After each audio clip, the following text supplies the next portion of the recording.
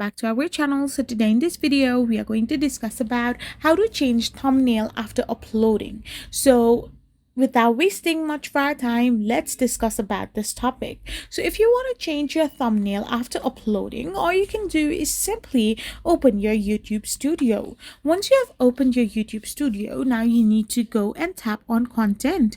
Once you're in your content section, you can simply tap on the video you want to change your thumbnail of. After selecting the video you want to change the thumbnail of, all you can do is simply tap on the pencil-like icon. After tapping on it, you can simply tap on the pencil-like icon again, and now you can tap on custom thumbnail.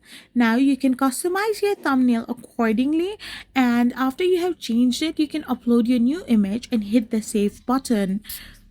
A process that works on desktop as well as mobile app for standard videos and even for shorts. So if you're gonna do this, then you can simply change thumbnail after uploading.